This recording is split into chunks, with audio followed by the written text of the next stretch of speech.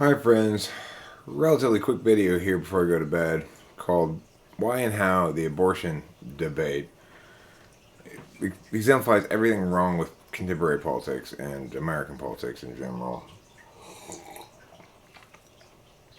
I had a frustrating conversation this evening with some friends in a hangout group in which I encountered what I always do about the abortion issue, which is a bunch of parties who aren't ready to have any conversation about it. If you are among the 99.999% of the people in America who has an opinion about abortion that's strong one way or the other, or at least very clear as to what you think ought to happen, you probably have no business thinking or talking about abortion. Because, of course, the problem I encounter all the time is people present arguments as to why Roe v. Wade should be either upheld or overturned that have nothing to do with that. It happens constantly. They give me a mishmash of different reasons that don't respect any order of questions, don't respect any frame or any reality. Okay? For example, this evening somebody kept saying to me, but when the law is passed, what law?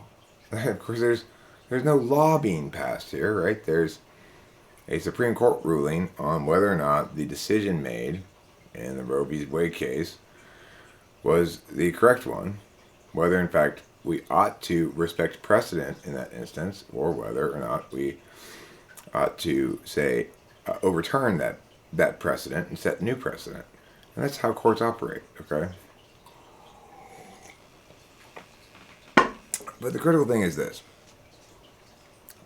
If as soon as I hear somebody who's throwing out arguments that are relevant under different questions in support or opposition to something, I know that there's no reason to listen to them at all, because they're not engaged in statesmanship of any sort, politics of any sort, goodness, decency, or rightness of any sort. They're engaged in advocacy about what they want. They don't care what reasons are used to justify it, whether they go together or not, whether they are relevant to this particular issue or not. They just want the outcome that they want. So I heard another friend and I say, people who are opposed to choice. Nobody's opposed to choice.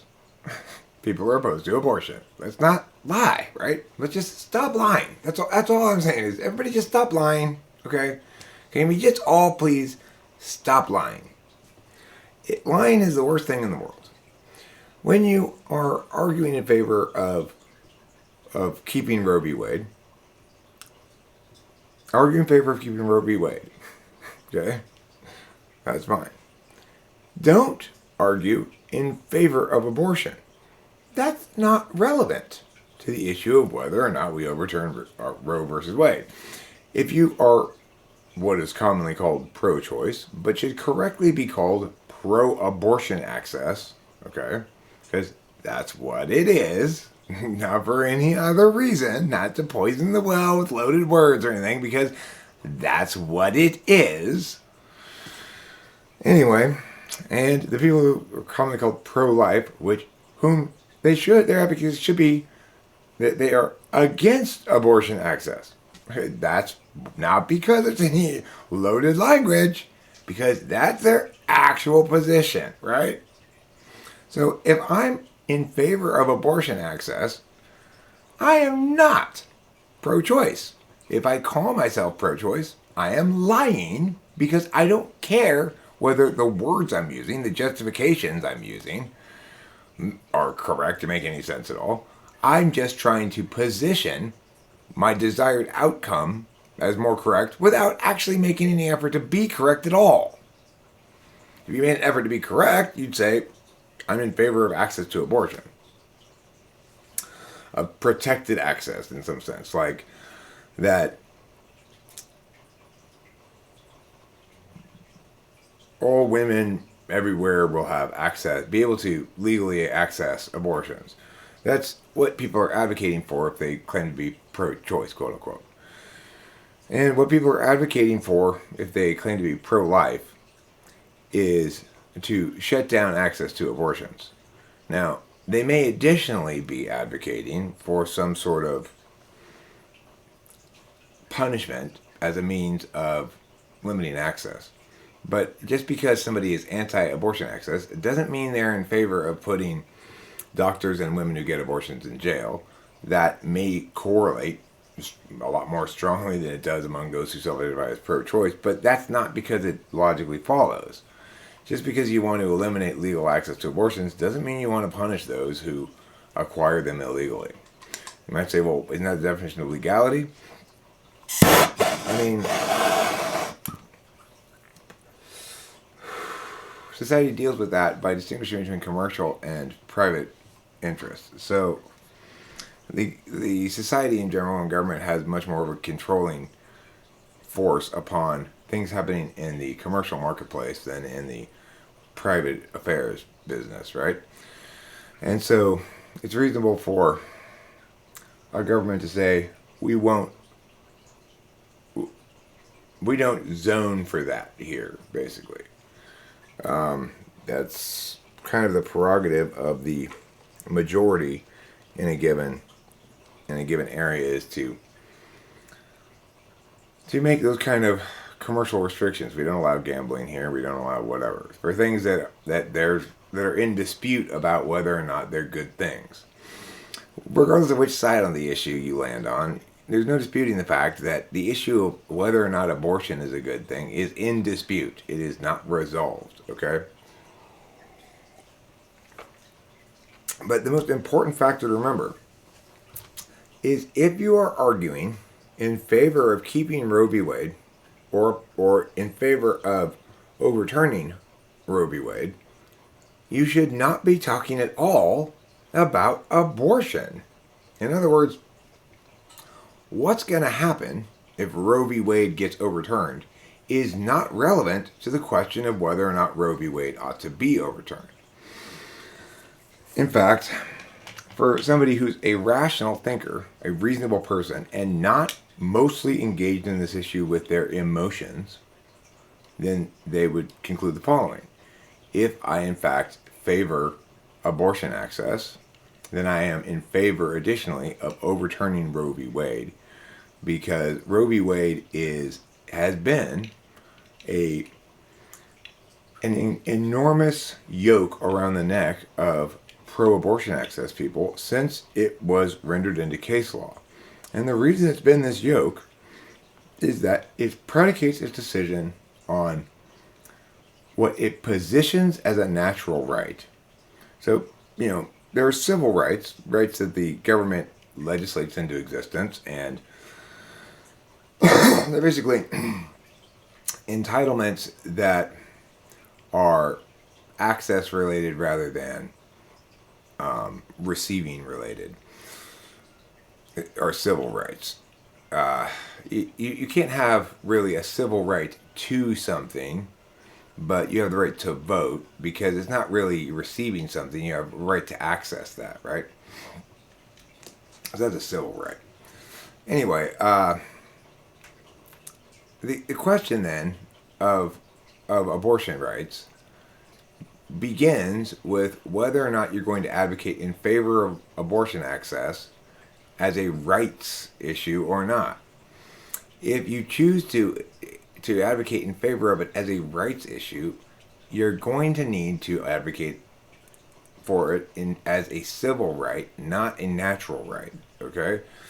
It is not logically, intellectually, reasonably, rationally sustainable to say that abortion is a natural right, because if it were, then you'd be able to punish somebody if you weren't able to attain an abortion, even if nobody around was qualified to give you one. That's the kind of thing that natural rights, that's the kind of encompassing universality that natural rights have.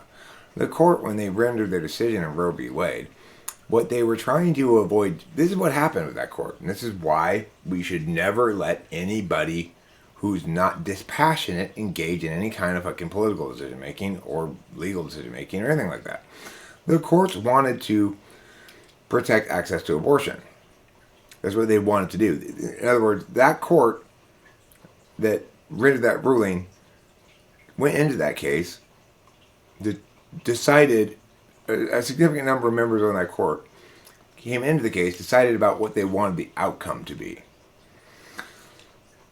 And they came in with just enough correctness, legal correctness. These are Supreme Court justices, remember, for fuck's sake, right?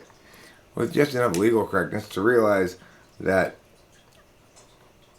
declaring it a property right was a hot potato they did not want to deal with. Because declaring that women have a right to abortion because they own their own bodies and therefore have autonomy and choice over what to do with them, which is the origin of this choice thing, right? Ignores the fact that if it's property made by two different parties, and one party cannot unilaterally dispose of it without consulting the other party, even if one party keeps the co-created property on their property. So it's like if you and I work together to build this glider, and then we're keeping it at your house, and we have co-ownership of it, you do not have the ability or right to legally, legitimately destroy it.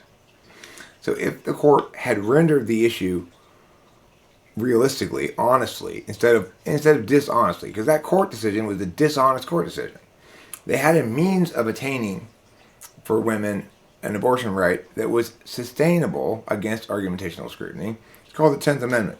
The 10th Amendment affords the federal government the capacity to essentially declare something an unnamed right, a right heretofore unnamed, but referenced by the 10th Amendment. So, if it's a way to split the difference between a civil right and a natural right, in the sense that it then becomes a constitutionally protected right, a named constitutionally protected right, like free speech or something, which the courts are much more vigorous in defending. Because, of course, then they don't have to deal with the issue of whether it's a natural right or a civil right. It's a constitutional right, and as long as it's, it's, no matter how much the court parses back from the literal language of the Bill of Rights, at the end of the day, in order to justify doing that, they lock other bits in place definitively. And so, the courts could have rendered that decision, but then they would have been subjecting themselves to a certain kind of criticism, namely that they were setting new precedent about setting precedent, that courts theretofore hadn't used that argument to justify creating a new right that didn't exist before. They'd only used it to deny the federal government jurisdiction and say, no, this is a state's matter instead. But the 10th Amendment, as it's written, states specifically both parties, the states and the citizens themselves.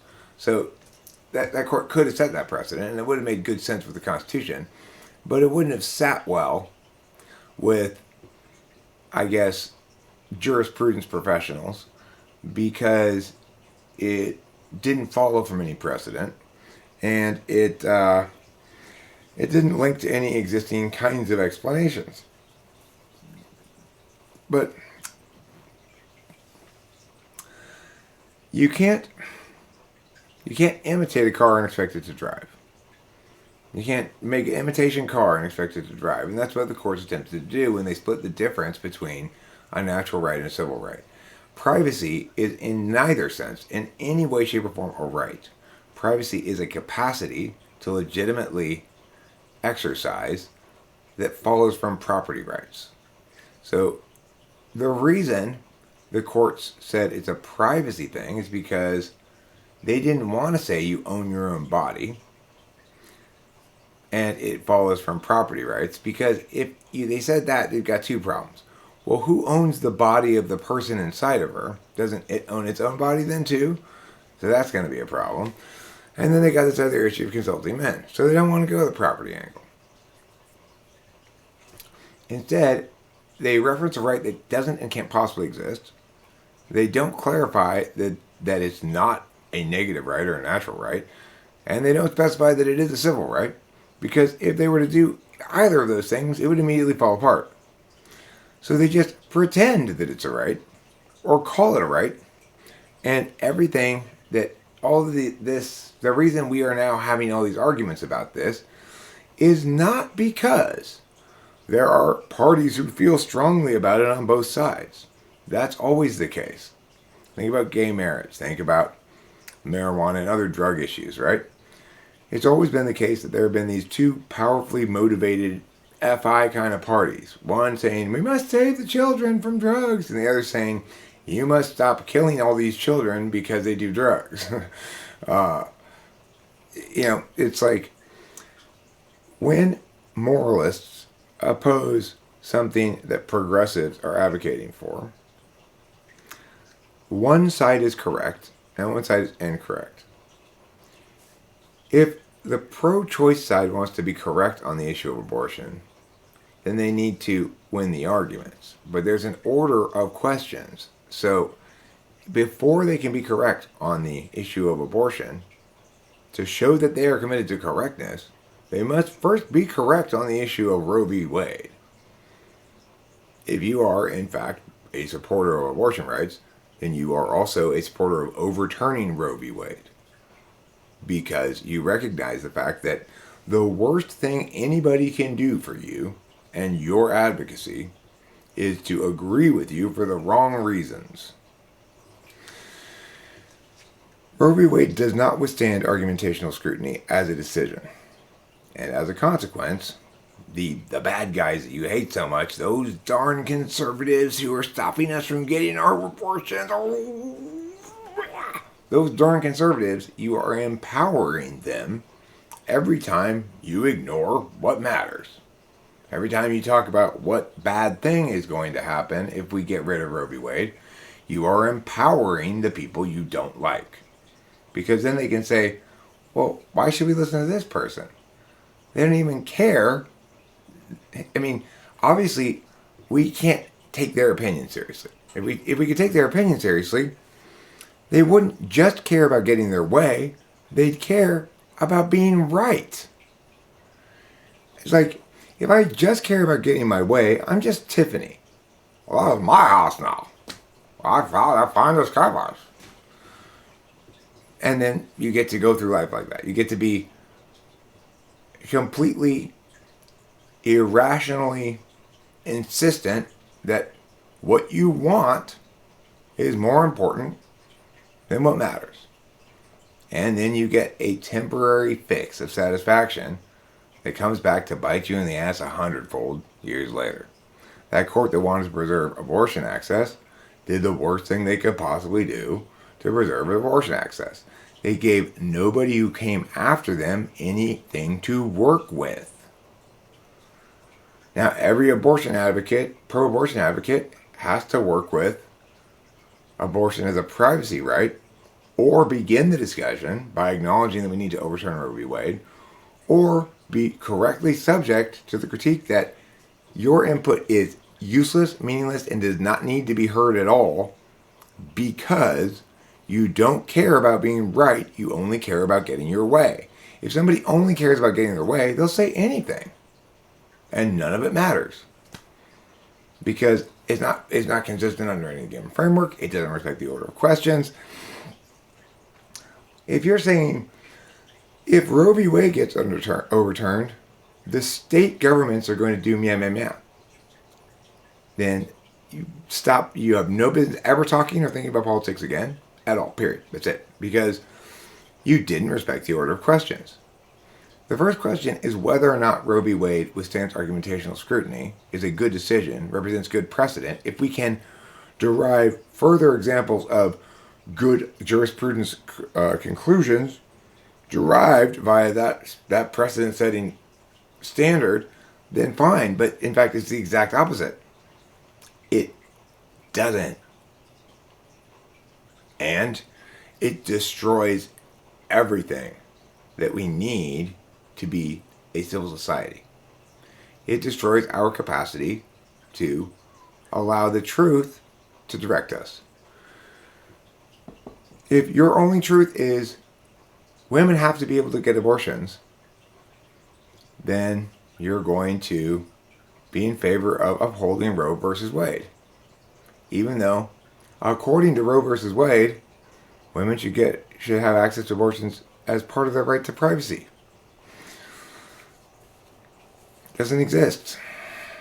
There's no right to privacy. If there were a right to privacy, I could say right now, don't watch this next part, and if you do, I'm going to call the cops and get you arrested because you violated my rights. Even though I'm trying to talk to you. Doesn't make any sense at all. It's not a positive or contractual right. I don't have to get you to agree with me that you're going to respect my privacy to attain privacy. I can exercise my right without engaging you at all. In fact, to exercise my right, I have to not engage you at all. Because it's not a right to privacy, it's a right to property. And the fact that it's my property means you don't have access to it, which attains privacy that way. So the thing is, it's not the same thing with a woman's body. As a matter of fact, your physical being is either in a state of privacy or publicity, depending on where you are and what you're doing. You are either behaving privately or behaving publicly. It's not something that you have. You don't have privacy. You attain it, exist within a state of it, or don't. Obviously.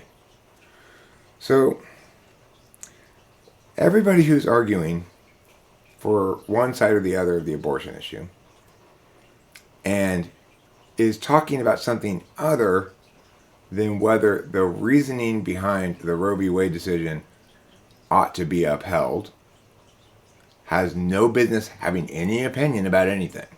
Ever about anything, period. Political. You can have an opinion about food, you can have an opinion about movies, but you cannot have any thoughts or opinions about politics. You've got no business engaging in any kind of conversation about politics because you are a cancer upon the American democracy. A real citizen respects the significance of the public domain, respects the significance of this citizen democracy, respects the habits of democracy sufficiently to acknowledge that if they don't care whether they are right, but only whether they get their way, then they are not qualified to engage in discourse about that subject. They have too much of a powerful interest in it to make the kind of disinterested calculus about it that is required for you to be engaged politically in a healthy and helpful way. Don't be cancerous upon the system that preserves a civil society for all of us by destroying the integrity of things for a short-term gain that causes a clusterfuck of disaster for everybody forevermore thereafter. Don't do it, don't do it, don't do it. It's evil, wrong, and stupid. And the thing is, all you gotta do is check yourself. You just check. You go, okay, am I making whatever arguments are on the side of this thing? Because no matter what I don't really care what reason is given for upholding Roe v. Wade. I just want it to be upheld, regardless of the reason. Whatever justifications work, it's fine. If you are saying that, if you check yourself and you realize that's true, then you need to give yourself a hard look in the mirror and say, self, I need to shut the fuck up. Eric's right. I got no business thinking about politics at all, period, ever. Again, shame on me.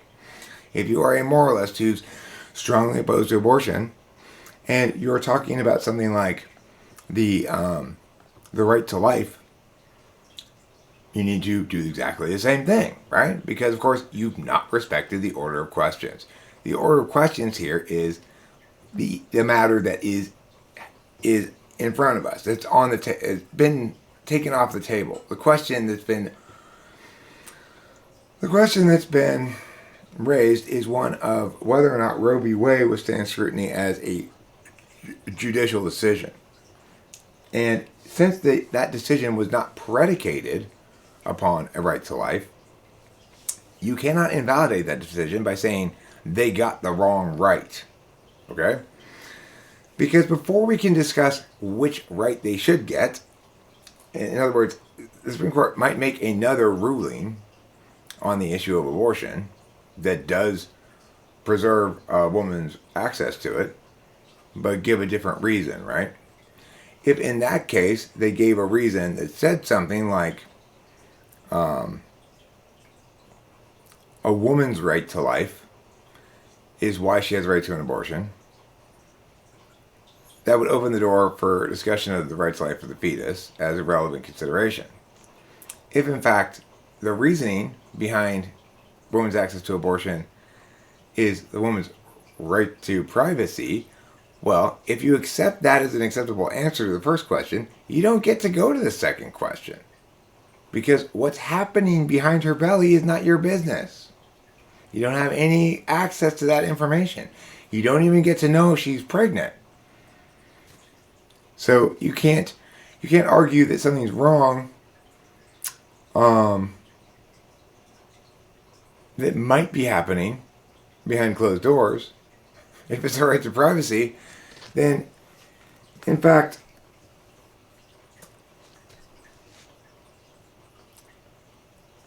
the reason women have access to an abortion is because society has a negative moral obligation to not know whether they're having an abortion. That's what it means. If in fact we do have that negative moral obligation to not know and not find out whether somebody's having an abortion, then it's not possible for us to get to the question of whether or not it's right or wrong for her to have one. Of course, that's why it's critically important, if we're going to justify something, we justify it in the correct way. Because there is no such negative moral obligation to not know and not find out, and thus it is acceptable for people to have a position on the matter. So the first order of business then, if you are pro-life, quote unquote, which is anti-abortion, your first order of business is to negate the idea that there's a right to privacy. That's your first order of business. Until you successfully negate the right to privacy, you've got nothing further to discuss. And this is one of those things where people don't understand exactly how it is that respecting the integrity of the process prevents clusterfucks of disaster like this, but exactly it does. When we don't try to lie to get what we want, then we discover we don't have problems ensuing from those lies. When we try to lie to get what we want, that's what the courts did. That's what all the pro-choice and pro-life people are doing. When we're trying to lie or not care about the truth because we're so clear about what we want, we are humanity at its worst kind of folly. The worst kind of short-sighted folly, the worst kind of particularist, importance-driven stupidity. It's like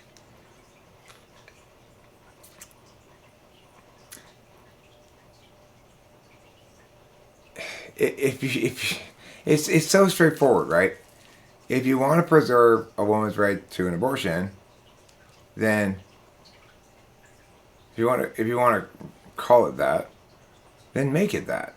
Make it that she has a right to an abortion, not a right to privacy, right? Because you can just create that with the 10th Amendment. Or it's as simple as this: if you want to preserve a woman's access to abortion, care first about why it's correct that she should have access to abortion. Not caring about whether or not she does, right? Care a lot more about being right and a lot less about what happens. Then maybe you can have both. But nobody should get to keep their ill-gotten gains. When you got that, the reason you have that Ferrari is because you stole it. Doesn't matter how much you want to keep that Ferrari, and it doesn't matter how much you now deserve that Ferrari, and it doesn't matter how much we all want you to have the Ferrari. You don't get to keep it because you didn't acquire it in the right way. Same thing with abortion, right? There, in no way, shape, or form should anybody be supporting access to abortion under the current justifications. Whether or not people deserve to be able to access abortions is a question that can be answered after we address the fact that in the status quo, the justifications provided don't support the conclusion drawn, and therefore we can no longer sustain under that framework. I mean, we never could to begin with, right? And that's why people have argued and argued and argued and argued about abortion since Roe v. Wade passed, or not passed, but was handed down. It's for the very simple reason that neither side is winning the argument. The reason neither side is winning the argument is because Roe v. Wade played a trick on everybody. It said, let's make it impossible for anybody to win any argument about this under the framework that we established as the legally presiding framework. By creating something that doesn't exist, calling it a right without specifying what kind, and just relying on NI for people to make the connection. Like, well, you get it. Women's rights, the privacy, like, you don't get to look at her boobs anytime you want to, so that means you don't get to look inside to see if she has an abortion. It's like, okay, your holistic bullshit is not flying at all, motherfuckers. No. And it's like, why am I the one who's saying this shit? I've been saying it for years, but in all of these encounters I have with all of these people, none of them are qualified to have any opinion about it because they don't respect the order of questions and they aren't making arguments about Roe v. Wade. So it's like there's no point in having an opinion about abortion before having an opinion about Roe v. Wade, because it doesn't matter what your position on abortion is. That's not the question that's being adjudicated. The question being adjudicated in addressing the Roe v. Wade issue is not whether women should have an abortion, whether women should have access to it or not.